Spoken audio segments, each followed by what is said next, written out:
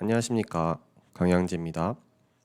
저는 경상대학교 생명과학부 식물유전체 연구실의 교수를 맡고 있는 강양재입니다.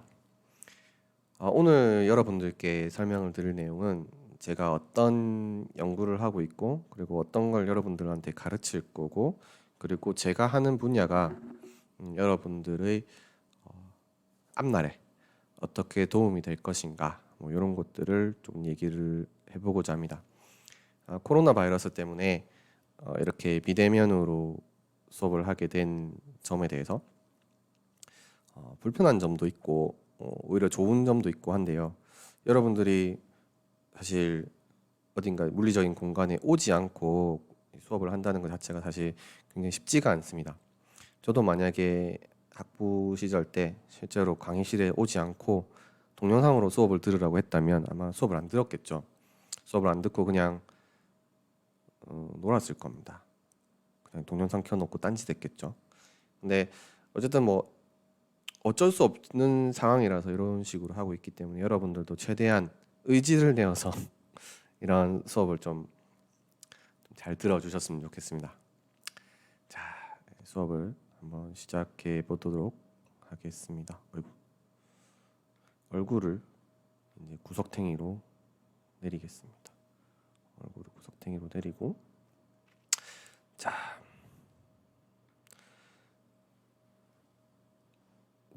저는 식물유전체 연구실을 운영하고 있고, 저희 연구실은 공동실험실습실 27동에 419에 위치하고 있습니다. 그래서 언제든지 저희 연구실에 관심이 있으시면 여기 찾아오셔가지고 강현재가 누구냐, 면담을 하고 싶다라고 하시면 언제든지 제가 있을 때는 면담을 해드리도록 하겠습니다. 그리고 혹시 모르는 것이 있고 뭐 직접 얼굴 보고 얘기하고 싶진 않다라고 하시면 밑에 보이시는 요 이메일 주소로 메일을 주시면 제가 언제든지 즉각적인 답을 못 드리더라도 답을 꼭 드리도록 하겠습니다. 일단 제가 보는 생물학은 굉장히 다양하죠. 여러분들이 고등학교 때 많은 지식들을 배우셨을 겁니다.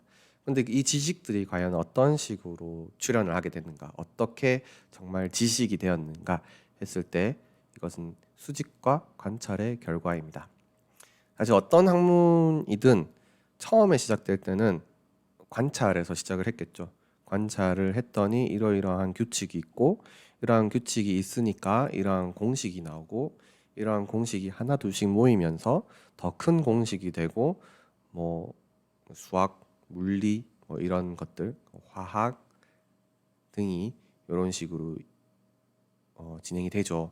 근데 생물 같은 경우에는 아직까지 물론 룰은 많이 발견이 됐습니다. 이때까지 많은 룰이 발견이 되고 그 룰 자체가 어떤 거는 굉장히 일반화된 룰이고 어떤 건 굉장히 구체적인 룰이기도 하지만 생물학은 이거다. 이 룰을 통해서 모든 걸 설명할 수 있다. 뭐 이런 것들은 아직 없습니다. 굉장히 모르는 부분이 굉장히 많고요. 그래서 여전히 우리는 수집과 관찰을 해야 합니다. 혹시 여러분들 친구 중에 혹은 선배 중에 언니, 누나, 오빠 중에 형 중에 공대를 간 사람이 있다면 한번 물어보시면 어떤 학문은 이미 끝났다고 얘기하는 학문들도 꽤 있습니다. 이미 이제 학문이 거의 끝나서 이제 응용만이 남았는데 이 응용을 어떤 식으로 해야 되는가가 굉장히 중요한 토픽이지 여기서 더 뭐 우리가 규칙을 찾는 것은 너무 전문적인 부분이다라고 얘기하는 곳도 아마 있을 겁니다. 하지만 생물은 해야 될 일이 너무너무 많습니다. 우리가 모르는 부분이 너무 많고 사실 이 그림에서 보시듯이 이게 검은 사막이라는 게임인데요. 여러분들은 게임 많이 해보셨을 겁니다. 근데 게임을 했을 때 여러분들이 뭔가 모르는 걸 찾았을 때 보시면 거인의 강원석을 찾았어. 이거 어떻게 하나요? 라고 물어보죠.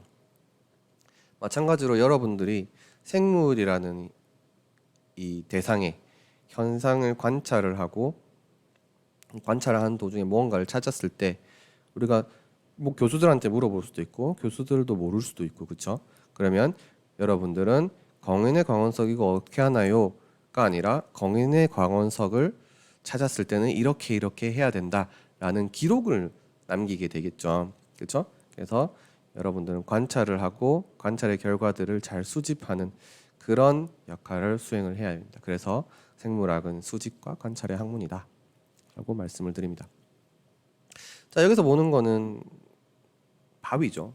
바위는 무생물입니다. 당연히 물도 무생물이죠.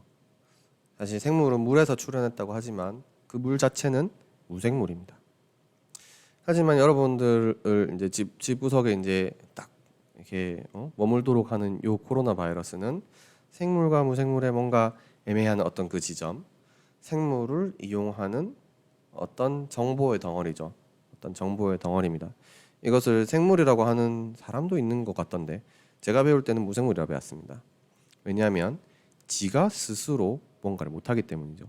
지가 여기 이제 보시면 요 돌기들이 나와 있는데 이 돌기들이 어딘가 앉아서 앉은 다음에 세포 위에 앉겠죠. 그 세포의 기능을 활용을 해서 지가 복제를 할 수 있는 거거든요. 그러니까 지 스스로 뭔가 못한다라는 겁니다. 그래서 이 지는 정보만 가지고 있고 그 정보는 침투해서 복제해서 탈출한다 정도의 정보만 가지고 있는 일종의 무생물, 정보의 덩어리 뭐 그런 겁니다. 그래서 굉장히 신기한 대상이기도 하죠. 생명 현상이라고 부를 수는 있을 것 같습니다. 그리고 다음에 보이는 클라마드모나스라고 하는 거는 이제 LG라고 하는 그런 생물체 일종인데 여러분들이 아마 생물학을 기초생물학을 배우면서 아마 한 번 정도는 공부해 볼 수 있는 생물인데요. 단세포입니다. 싱글셀이고요. 싱글셀인데 저렇게 수염이 달려 있어서 플라겔럼이라고 하는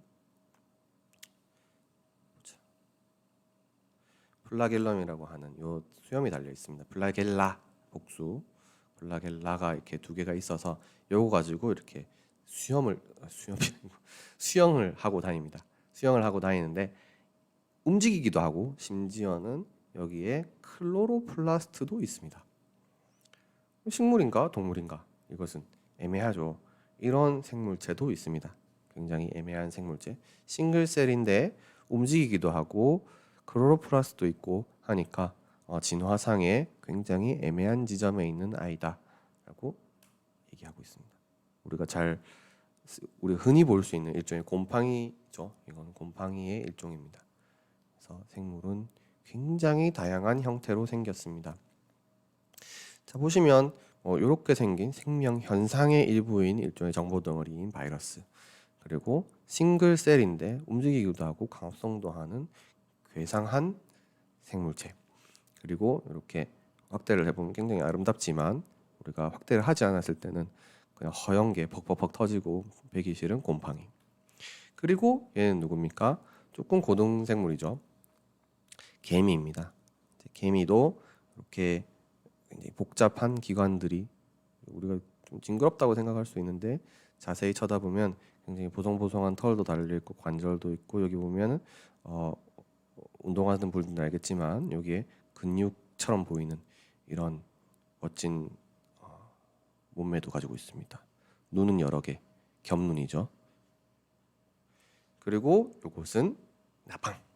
정말 멋있습니다. 이 나방은 사실 그냥 보면 배기 싫은데 확대를 해서 보면 얘가 가지고 있는 털 혹은 눈 그리고 주댕이 이 모든 게 다 어우러져서 굉장히 멋있는 그런 모습을 가지고 있습니다. 생명 현상의 정말 신세계죠. 이런 걸 보면 지속적으로 관찰을 해야 됩니다. 그래서 여러분들한테 저희는 경상대학교는 동물, 식물, 미생물 다 하지만 식물에 굉장히 좀 강한 학교입니다. 그래서 저도 식물 데이터를 많이 하고 있고 최근에는 의료 데이터도 하고 있지만 사실 기본적으로는 식물 데이터를 많이 하고 있습니다. 식물 데이터를 한다는 얘기는 다양한 식물을 건드려서 얘가 어떤 데이터를 가지고 있고 얘가 왜 이런 식으로 생기게 됐는지를 알아내는 거겠죠. 자, 여기 제가 이제 동영상을 넣었는데요. 이 동영상을 한번 보시면 이제 이 세상에서 가장 큰 식물에 대한 얘기를 할 겁니다. 가장 큰 식물이 아니고 가장 큰 꽃을 가지고 있는 식물에 대해서 얘기를 할 겁니다. 이 식물은 기생식물이라고 하는데요. 자기가 가진 I'm in 에너지를 West Sumatra, Indonesia. For the last week, I've been searching for the giant Rafflesia blooms of the jungle. 자 인도네시아에 가가지고 이제 그 엄청 큰 꽃을 찾으러 왔다 그러죠. 어머야, 제가 쓸데없는 거 눌러버렸네.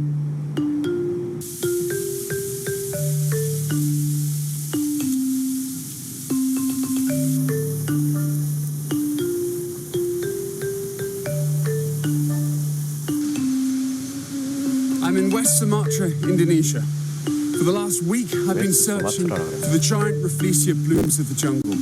I've been sending out guides and porters in all directions to see if they can find any buds developing. Unfortunately, all of them have come back without any results.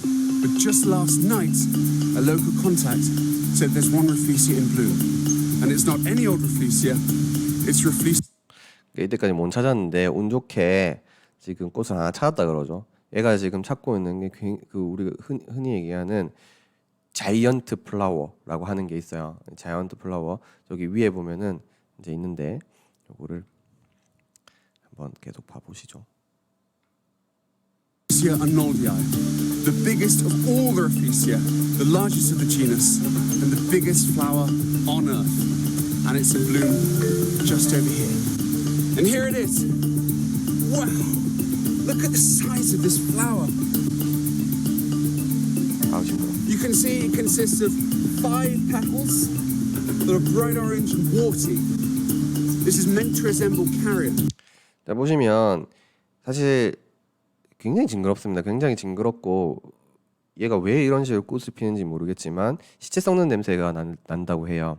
그리고 얘가 살고 있는 곳이 나무 뿌리에서 기생을 하는 식물이거든요. 나무 뿌리에서. 그래서 이 사람이 지금 겨우 얘가 꽃이 핀 것을 발견해서 이제 거기에 대해서 디스크라이브 하고 있는 겁니다. And inside it's got hairs like a dead corpse of some animal, and this immense size, and the smell.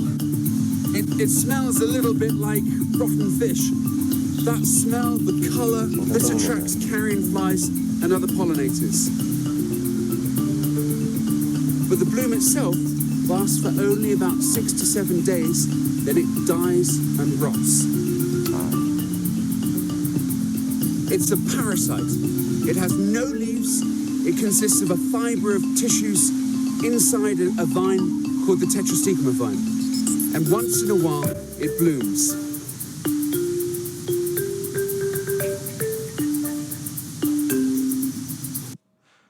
정말 신기합니다. 그래서 이런 식물들이 뭐 우리나라에는 존재하지 않는 식물이긴 하지만 저기 열대 지방에 가면 굉장히 다양한 식물 그리고 심지어는 아직 보고되지 않은 식물들이 존재를 합니다. 지금 이 순간에도 얘네들은 진화를 하고 있고 얘네들이 적응을 하기 위해서 굉장히 다양한 적응 전략을 짜고 있는 셈이죠. 그래서 생각을 해보면 우리가 식물이라고 하면 뿌리가 있고 이파리가 있고 꽃이 있죠. 근데 꽃이 있고 꽃이 이제 열매가 되고 씨앗이 돼서 번식을 하게 되고 이제 이런 기본적인 컴포넌트들이 있는데 얘 같은 경우에는 이파리도 없고 뿌리는 있을 수 있겠네요. 뿌리는 있는데 기생을 해야 되니까. 근데 이파리도 없고 그러니까 광합성을 안 하는 거죠. 안 하고 오직 자기가 번식을 하기 위한 거대한 꽃만 피는 겁니다. 그럼 얘가 도대체 왜 이런 진화를 하게 됐는지, 그럼 얘가 이런 진화를 하면서 도대체 어떤 어드밴티지가 있었길래 이런 진화를 원했는지 환경적인 맥락에서 확인을 할 수가 있어야겠죠. 그래서 사실 이런 환경적인 맥락은 뭐 얘네들이 열대 우림에서 굉장히 우거진 곳에서 태양 빛의 소스를 자기가 도저히 얻을 수가 없었던 단점 같은 것들이 있었겠죠. 보통 이제 여러분들이 수업 시간에 아마 배우겠지만 뭐 파이토크롬 A 뭐 B 뭐 이렇게 하는 게 있을 겁니다. 그래서 얘네들이 액티베이션 되면 길이 생장을 하고 길이 생장을 해서 빛을 받으면 얘가 또 상이 변해서 더 이상 길이 생장을 안 하고 뭐 이런 어떤 우리가 일반적으로 배웠던 룰 같은 거를 배울 겁니다. 그런데 이 얘 같은 경우에는 그럴 필요가 없는 거죠. 그러면 오케이 파이토크롬 A, B 이런 유전자 쳐버리고 오직 번식을 위한 데만 투자를 하자. 얼굴 저렇게 크게 만들어놨으니까 눈에도 띄겠죠. 그러면은 이제 우리는 번식을 잘할 수 있는 전략을 짜서 이렇게 거대한 머리통을 만들고 빠르게 번식하는 전략을 취하자라고 얘네들이 판단을 내렸겠죠. 정말 사람들처럼 어디 가서 회의해가지고 판단 내리는 거 아니겠지만 얘네들이 가지고 있는 진화의 알고리즘이 그런 판단을 내렸을 겁니다. 굉장히 재밌죠. 요 같은 경우에는 세상에서 가장 작은 식물입니다. 한번 보시겠습니다. Frustrated by water meal taking over your pond? Does your pond look ugly and green? Searching for a way to eradicate water meal from your pond or lake? In this video, we reveal the secrets to controlling water meal in your pond or lake. Watermeal is one of the smallest aquatic plants on Earth and can multiply from a tiny speck into billions of plants covering the entire pond in just weeks. Stealing oxygen from the water, this noxious aquatic plant has been responsible for fish kills, collapsed ecosystems, and beautiful views in. 사실 이 동영상에서는 이 식물이 굉장히 해롭다고 얘기를 하고 있어요. 왜냐하면 미국 사람들이 저런 호수를 굉장히 좋아하는데 어느 날씨가 되면 어느 온도가 되고 햇빛이 어느 정도 되면 얘네들이 일제히 저렇게 번식을 해버립니다. 그래서 베기도 싫고 저것 때문에 물고기도 죽어보고 숨 못 쉬어가지고 그런 문제가 있다고 얘기를 하는, 마치 녹조 같이 이렇게 얘기를 하는 거고, 이 사람들이 이거를 이제 치워버리고 싶은 거예요.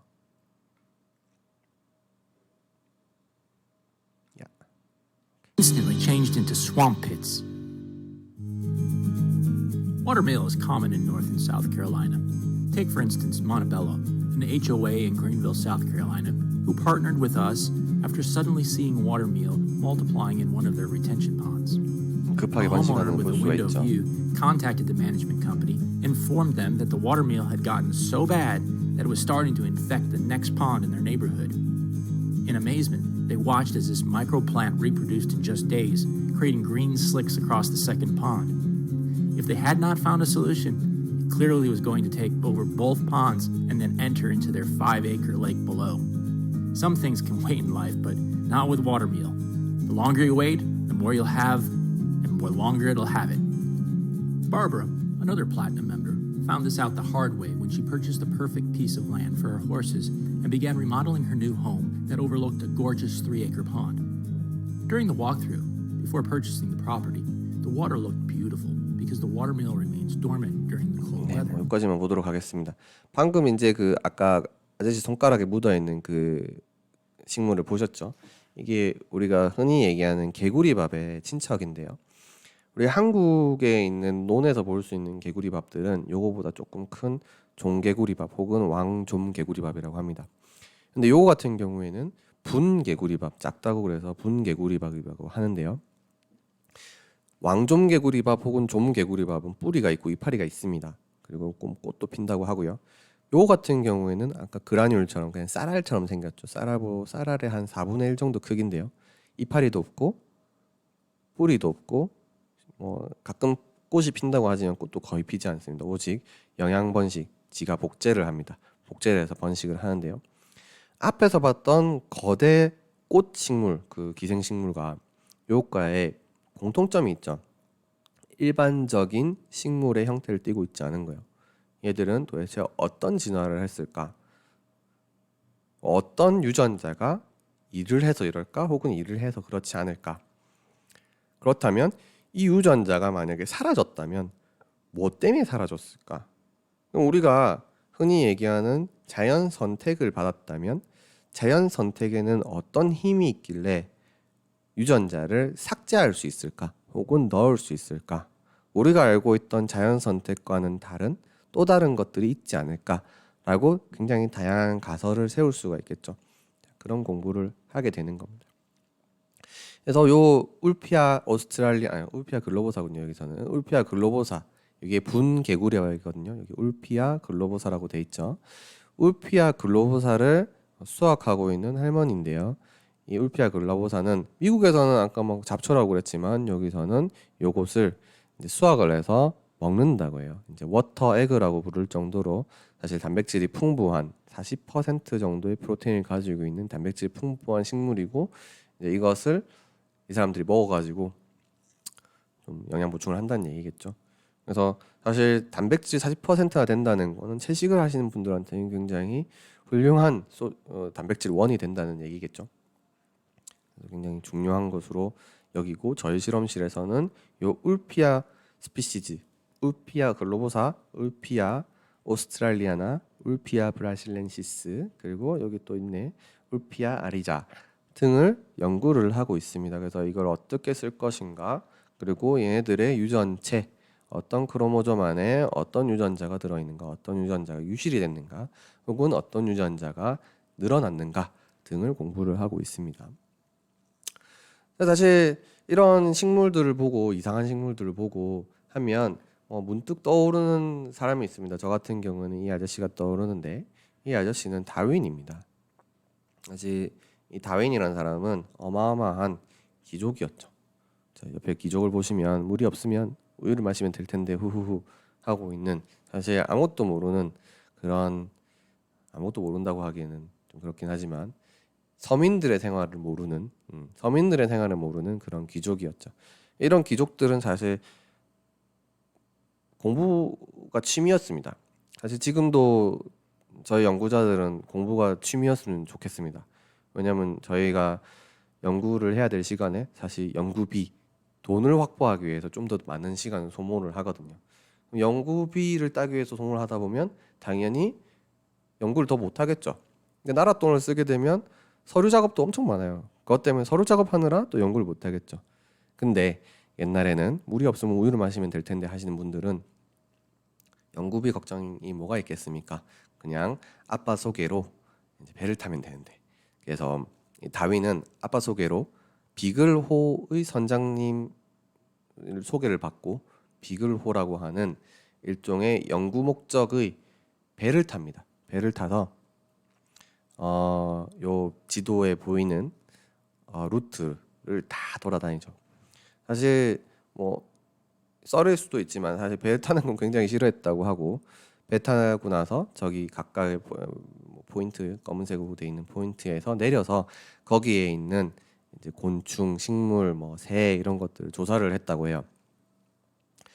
그러니까 사실 지금이라도 만약에 이 정도의 세계 여행을 할 수 있는 연구비를 따려면 저희가 어느 정도의 고생을 해야 될지 감히 상상이 안 가는데, 이 당시에 이 다윈이라는 사람은 자기가 귀족이기도 하고 아빠 인맥도 있으니까 자기가 하고 싶었던 이런 과학 연구를 했던 거죠.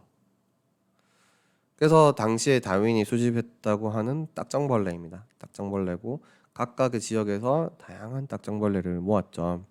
딱정벌레를 모으고, 사실 이런 딱정벌레를 모은 사람들은 이 다윈의 후예들 한국에도 많습니다.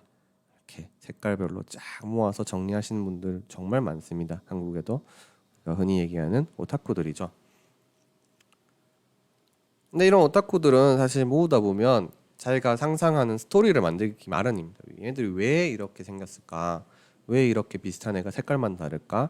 아니면 다윈 같은 경우에는 여기서 수집한 애들은 사이즈가 비슷한데 왜 저기서 수집한 애들은 사이즈가 더 클까 혹은 더 작을까?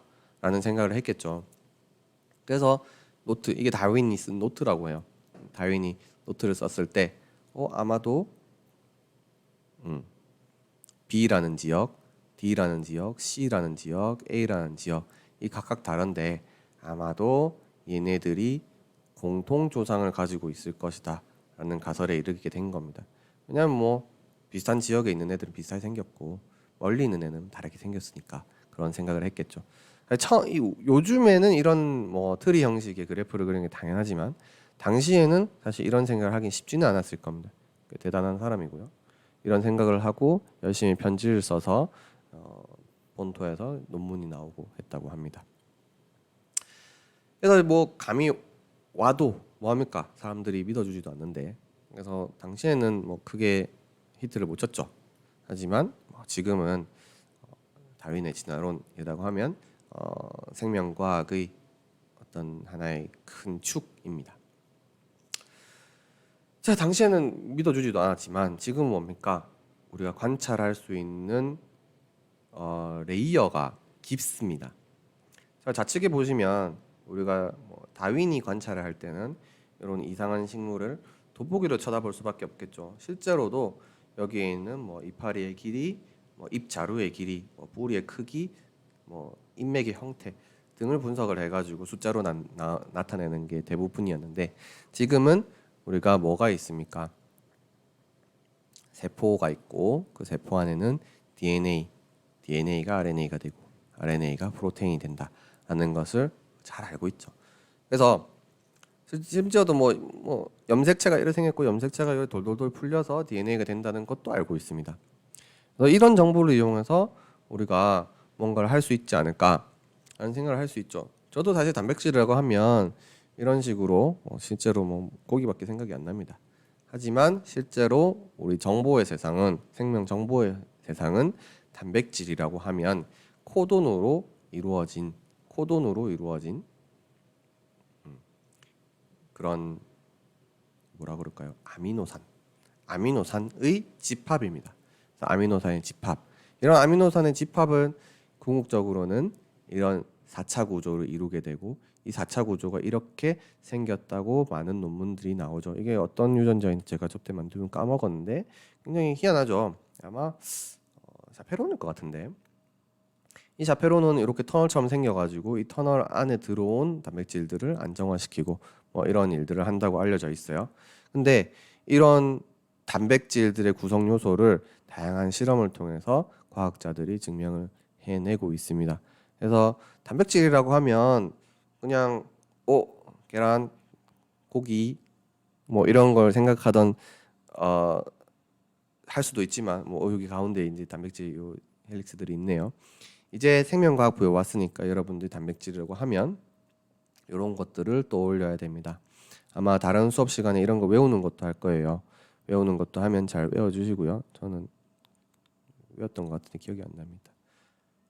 자, 그리고 이런 걸 통해서 실제로 단백질이라는 거는 이런 레고의 부품처럼 생겼다, 어떤 구조물이다라는 것을 알아주시면 감사하겠습니다. 자, 구조물이다, 레고의 구조물이다 하면 뭡니까? 이런 완성체, 뭐 예를 들어 식물이나 동물은 이렇게 생겼는데 그 안에 있는 단백질이 뭐 이런 식으로 생긴 파츠다라고 생각을 할 수도 있겠죠. 그래서 우리가 종합을 해보면 뭔가 생명 현상은 굉장히 다이나믹하고 어떨 때는 이쁘기도 하고 어떨 때는 아까 지저분하기도 하고 생선 썩는 냄새가 나는 꽃을 만들기도 하고 하지만 생각보다 인간미가 떨어지는 어떤 규칙 기반의 코드일지도 모른다는 생각을 할 수 있습니다. 저는 그렇게 생각을 하고 있고요. 그러면 한번 싹 다 매트릭스화 해버리자라고 하는 게 저희 생명정보학의 정체입니다. 매트릭스화 해버리자는 건 뭐냐? 매트릭스 하면 여러분들 매트릭스라는 영화를 떠올릴 텐데 매트릭스라는 거는 표입니다. 숫자로 이루어진 표고요. 그래서 숫자로 이루어진 표고요. 그래서 지놈 유전체의 정보를 표로 만들자. 그리고 RNA 어떤 유전자가 발현하는지 표로 만들자. 단백질 어떤 단백질이 발현을 하고 어떤 단백질이 서로 상호작용을 하는지 숫자로 만들자. 그리고 어떤 2차 대사산물들이 나타나는지를 네트워크로 만들고 이것을 표로 만들자. 그리고 이 모든 표의 레이어들을 하나로 통합해서 총체적인 분석을 해보자 라고 하는 게 현재 생물정보학이 가고 있는 방향입니다. 그러면 다윈은 이런 제안을 했죠. 진화는 이렇게 이루어질 것이다 라는 거 공통조상에서 출발을 했고 공통조상에서 출발한 애가 저쪽에 있는 섬에 가면 이렇게 생기고 저쪽에 있는 데 가면 이렇게 생길 것이다 라고 예측을 했으나 사람들이 믿어줍니까? 믿어주지도 않는데요, 그렇죠? 근데 요즘에는 뭐예요? DNA를 통해서 실제로 굉장히 디테일한 트리를 그릴 수가 있습니다. 우리가 모양이 완전 다른 이런 생물체들도 우리가 어떤 유형 관계에 의해서 어디서 서로 분할을 했고 얘가 친척이 누구며 심지어 사람 간의 친척 관계도 우리가 유전자를 통해서 검사를 할 수가 있죠. 그래서 생물 정보학을 통해서 우리는 생명 현상의 모든 걸 이해하지는 못하지만 아직까지 계속 그것을 데이터화하고 이 데이터화된 것을 시각화하고 우리가 직관적으로 이해할 수 있는 모양으로 만들게 되었다라는 것을 우리가 이해를 하고 넘어가면 되겠습니다. 자, 그래서 뭐 이거 약간 장난스러운 건데, 그럼 치킨이 먼저냐, 계란이 먼저냐 했을 때 계란이 공통조상을 해서 먼저 있었다라는 얘기입니다. 자, 그러면 이제 중요한 거는 DNA가 정보고 뭐 RNA도 정보고 단백질도 정보인데, 최근에 이제 이러한 DNA를 읽는 장비들이 굉장히 많이 나왔습니다. 굉장히 비싼 장비부터 저렴한 장비까지 있는데, 제가 지금 보여드릴 장비는 휴대용 장비입니다. 여러분들이 이것을 들고 다니면서 예를 들어서 여러분들이 굉장히 어디서 쳐다보지 한 번도 본지 못한 이상하게 생긴 달팽이를 만났다. 그러면 그 순간 걔를 죽여서 DNA를 뽑아서 저걸로 읽을 수가 있습니다. 한번 보죠.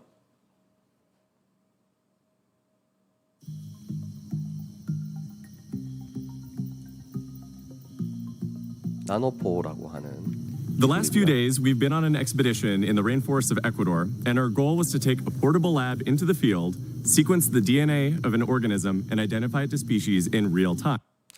자, 여기 좌측에 계신 분이 박사님이고 여기 있는 애가 학생이라고 합니다. 생각보다 학생 같지는 않은데 이 사람이 박사님이고 이 사람이 학생이고요. 이분들이 연구 과제를 따신 거예요. 연구 과제를 따서 여기 열대 우림에 가서 우리가 거기에 있는 생물들을 조사를 하고 DNA를 뽑겠다라는 과제를 낸 거죠. 그리고 그 과제가 So this was part of a National 이렇게 진행이 Geographic grant. 됐다라고 보고를 And 하는 with a team of herpetologists here in Ecuador, our goal was to use a new portable sequencer. This is a device that was made by Oxford Nanopore Technologies. It's this really cool portable gene sequencer. We used some other equipment like the mini PCR, and overall we were able to take the bare bone elements of a laboratory. 그래서 최근에 한국에서도 아마 이런 과제들이 꽤 나올 거라고 보고 있어요. 제가 사실 확인을 안 해봤는데 나올 수밖에 없습니다. 그래서 여러분들도 지금 1학년이라서 사실 아무 생각이 없을 수도 있지만 이런 것들이 재밌다고 느껴진다면 꼭 교수님들 찾아가서 교수님들이 무슨 일을 하고 있는지 물어보고 실제로 학부생들이 할 수 있는 어떤 작은 프로젝트를 찾아서 실제로 해보는 게 굉장히 재미있을 거예요. 사실 방금 보신 그 학생도 사실 박사님 꼬셔가지고 이걸 한 거죠. 그래서 에콰도르에 있는 열대 우림에 찾아가서 저런 장비들을 과제비로 사서 실제로 시퀀싱을 해보고 있는 겁니다. 얼마나 재밌겠습니까? 그냥 앉아가지고 공부하는 것보다 이렇게 돈 들고 나가서 실제로 해보는 게 재밌죠. And take it out into a very remote rainforest in Ecuador. And so why would we want to do this? Essentially, we are in a very biodiverse region of the planet, and we went to a region called Canande, which is in the Choco rainforest of Ecuador. And this region is highly diverse. There are lots of species that are known, some that are threatened, some that are undescribed. And so the problem is that this place is being deforested very rapidly. So there's a real time sensitivity to trying to understand the organisms that live there. There is a very strong need to actually preserve this biodiversity here, and so actually bringing the sequencer to the field can save time. So we can, instead of like going out in the field, collecting the samples, bringing them back to a lab, having them sent off to a different country for sequencing, this can take weeks and months, and in our case, it took less than 24 hours. 자, 방금 이제 박사님이 얘기하시는 게 이제 만약에 우리가 일반적으로 쓰는 그런 비싼 시퀀서를 쓰면 우리가 샘플 채취하고 보내고 뭐 이러면은 뭐 수주가 걸리는 거예요. 데이터를 뽑는데. 근데 요 나노포라고 하는 기술을 이용을 하면 24시간 안에 이제 데이터를 뽑을 수가 있다는 거죠. 그러니까 아까 뭐 뱀도 찍고 뭐 이상한 메뚜기도 찍고 했죠. 그럼 메뚜기들을 잡아서 죽여서 갈아버리는 거죠. 갈아서 DNA를 뽑고 바로 그 나노포라고 하는 시퀀서에 집어넣어서 데이터를 뽑는 겁니다. 그러면은 그 데이터를 바로 It was a 활용하고 really 분석을 할 수 exciting 있는 turnaround. 거죠. We went out with our portable lab, and we found animals that night, like vipers, geckos, frogs, all of these amazing diverse organisms. And so we were able to take a small amount of blood, extract DNA, use PCR amplification for certain genes that 어머, 못 살겠다.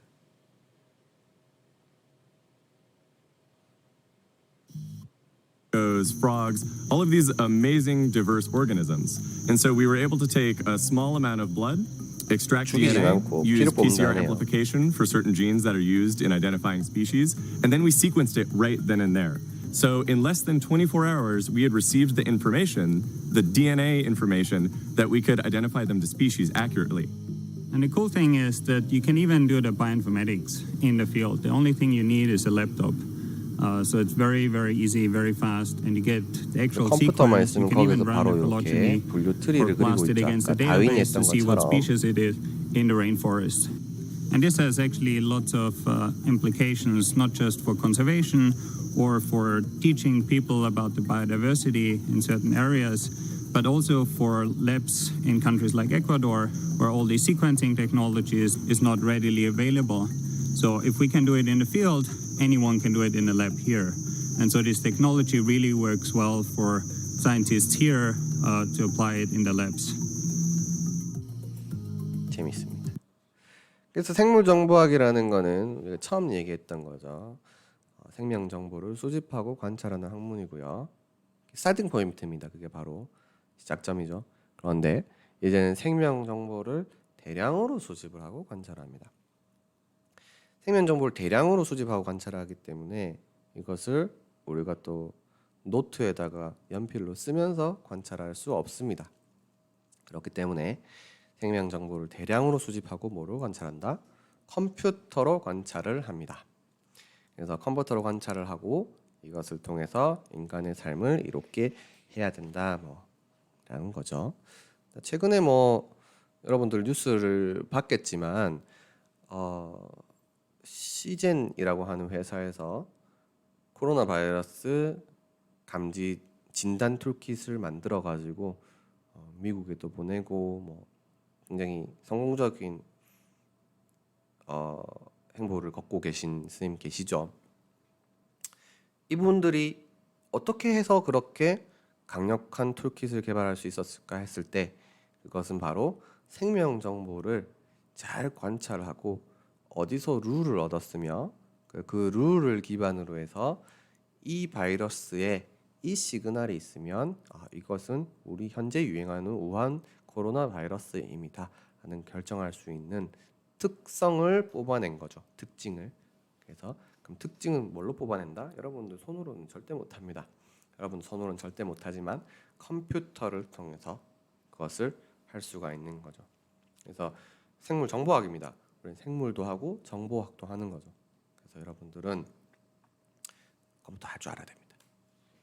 자, 그러면 이제 저는 뭘 하고 있나요? 했을 때 저는 단백질들 간의 친구 관계 조사를 하고 있습니다.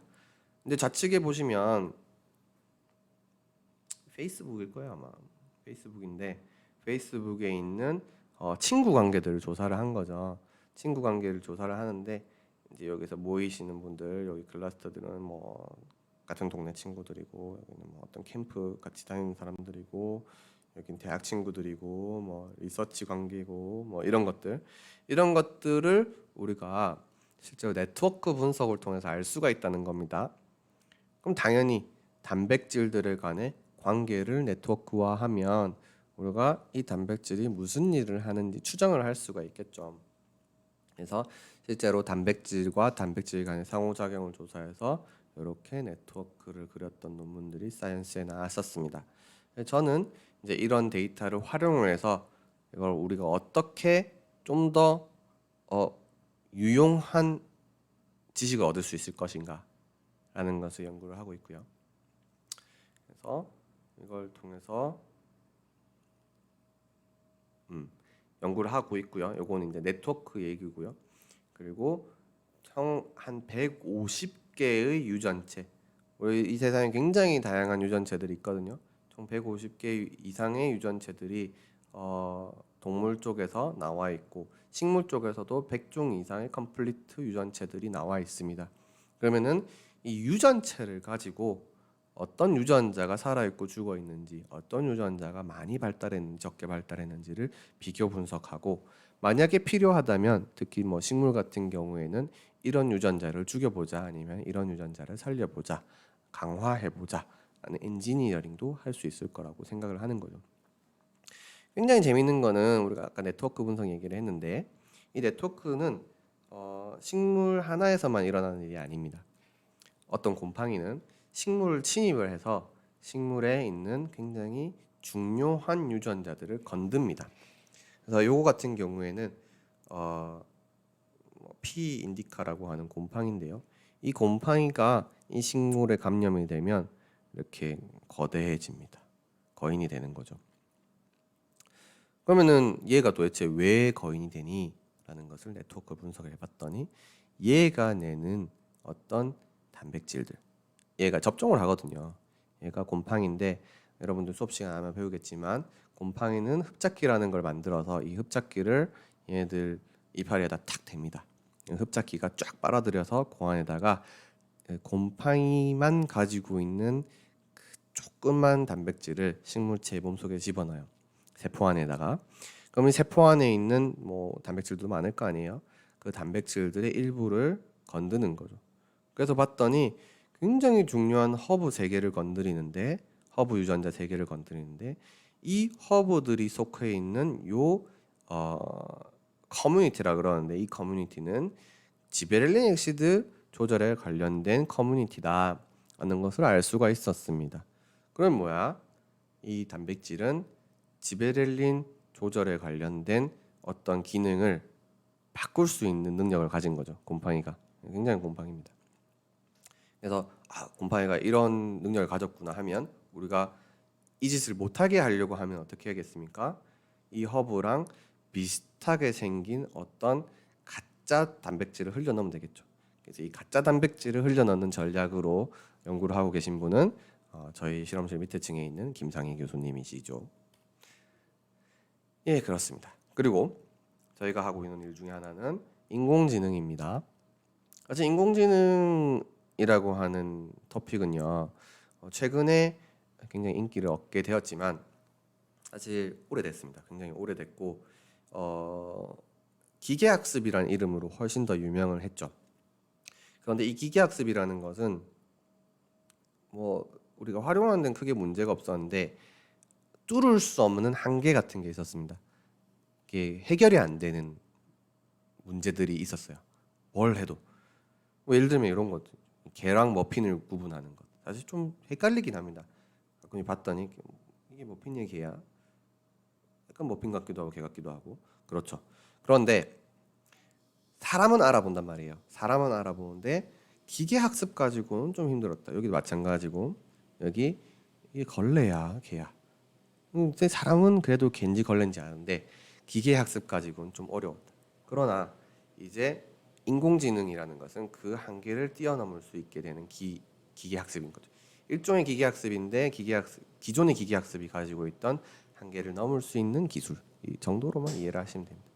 그럼 이 기계 학습을 통해서 더 발전된 기계 학습을 통해서 우리가 과연 앞에서 말씀드렸던 프로테인 인터랙션을 예측을 할 수가 있을 것인가 라는 문제도 저희가 하고 있습니다. 근데 인공지능은 문제점이 있긴 합니다. 왜 잘 예측하는지 이유를 잘 모른다는 점이 있죠. 근데 뭐 이것도 물리하고 수학 하시는 분들이 열심히 풀고 있기 때문에 제가 봤을 때는 풀리는 데는 시간 문제일 것이다 라고 생각하고 있습니다. 자, 그리고 이제 이런 기계학습이나 인공지능을 통해서 우리가 이런 아까 매트릭스 얘기를 했죠. 매트릭스를 만들어서 이건 다 콩이거든요. 콩입니다. 콩. 콩이 왜 이런 맛을 내는가? 아니면 이 콩이 왜 콩알이 큰가? 왜 콩알이 작은가? 아니면 왜 비린내가 나는지 비린내가 나지 않는지 등등을 우리가 예측을 할 수 있을 것도 같다라는 겁니다. 그래서 한 2,400개의 서로 다른 콩이 있고요. 그리고 약 17만 개의 유전형 데이터가 있습니다. 17만 개의 특성이 있다고 생각하시면 돼요. 그러니까 2,400 곱하기 17만의 매트릭스 표가 있는 거죠.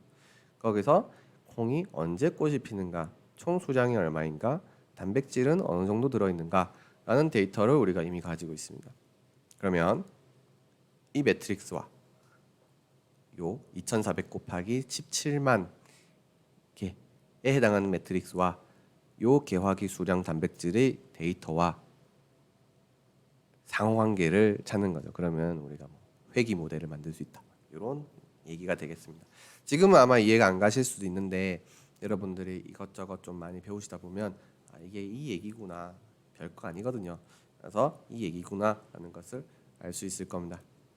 그래서 저희 랩에서는 앞으로 지금도 하고 있고요. 이제 계속 하고 있는 게 유전체, 모든 크로모점에 있는 모든 유전자 혹은 유전자와 유전자 사이에 있는 인터제닉 리전이라고 하는데 그 진화가 굉장히 빠른 인터제닉 리전의 정보들을 통해서 유전자와 인터제닉 리전의 정보를 통해서 실제로 얘가 어떤 표현형을 가지게 될 건지를 예측을 해보자.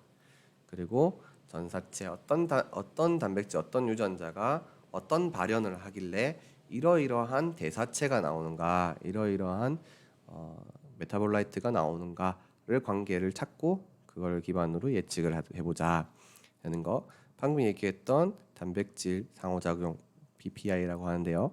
PPI 예측 그리고 메타지놈 기반의 예찰 검역 시스템 개발. 저희가 최근에 이제 붉은 불개미에 대해서 논문을 한번 썼고요. 그리고 다양한 식물, 작물 유전체를 작성을 한다. 이 얘기는 뭐냐면 아까 처음에 봤던 울피아 분개구리밥 기억을 하시나요? 분개구리밥의 유전체를 작성을 하고 있고 기회가 된다면 그 머리통 엄청 큰 꽃 있죠? 그런 것도 한번 유전체를 만들어 보고 싶습니다. 그래서 얘네들이 어떻게 해서 이렇게 빠르게 진화를 할 수 있었는가? 뿌리도 날려버리고 꽃도 날려버리고 그런 깔개미만 남았죠. 분개구리밥은. 얘는 어떻게 해서 그렇게 빨리 진화를 할 수 있었는가에 대한 연구를 하고 있고 그리고 이러한 다양한 생물 정보를 데이터베이스화할 수 있고 이것을 서비스화할 수 있는 전문가를 양성하려고 하고 있습니다.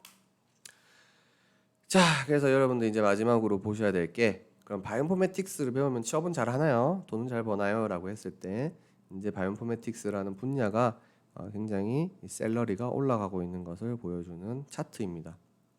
그래서 한 2017년에 조사했을 때 굉장히 좀 오름세를 보이고 있는 것을 볼 수가 있죠. 그래서도 마찬가지고 주로 한 요 정도 돈을 벌고 좀 잘 나가는 사람들은 요렇게 번다라는 거죠. 그래서 요렇게 버시는 분들은 굉장히 단순한 일을 하고 계신 분들이고 요렇게 버시는 분들은 이제 창조적인 일을 하시는 분들이 되겠습니다. 그리고 저희 랩에서는 이제 파이썬이라는 언어를 하는데 이 파이썬이 사실 굉장히 바이오인포메틱스 분야에서 가장 파퓰러한 언어입니다. 그래서 저희도 파이썬이라는 언어를 배우고 있고요. 그리고 자바스크립트도 하고 있습니다. 그리고 네이처 잡스를 가보시면 바이오인포메틱스라고 치면 굉장히 많은 숫자의 구인 광고를 볼 수가 있습니다.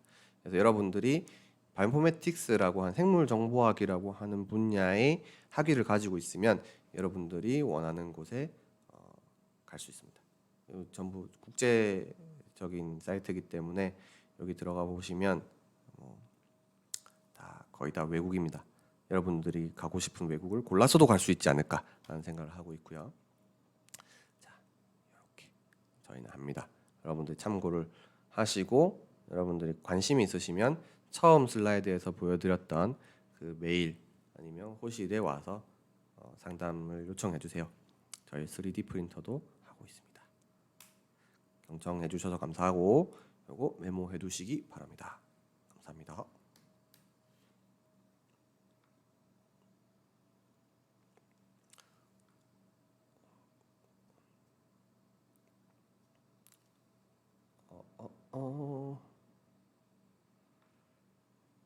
그리고 여러분들 마지막으로 한마디만 더 하고 끝을 내겠습니다. 여러분들 생물 정보에 관심이 좀 있으신 분 혹은 컴퓨터 프로그래밍에 관심이 있으신 분들은 제가 이번에 동아리를 만들었거든요. 동아리를 만들었는데 이 디벨로마라고 하는 동아리를 만들었습니다. 이 동아리는 자유롭게 조그만 어플리케이션을 컴퓨터로 만들어 보는 동아리입니다. 그래서 이 동아리를 그리고 이번에 만들어서 근데 지금 창단 멤버가 벌써 9명이에요. 9명인데 이 9명을 데리고 일단 이번 해에 뭔가 외연을 만들어 보려고 하고 있습니다. 그래서 뭐 올해는 여러분들 1학년이니까 이런저런 많은 교육을 받아보시고 경험도 해보시고 그리고 컴퓨터에 관심이 있고 여러분들 뭐 고등학교 때 나는 컴퓨터를 좀 했었는데 이 컴퓨터로 계속 뭔가를 해보고 싶다 하시는 분들 꼭 동아리 들어오셔가지고 같이 뭔가 해보시면 좋을 것 같습니다. 네, 감사합니다.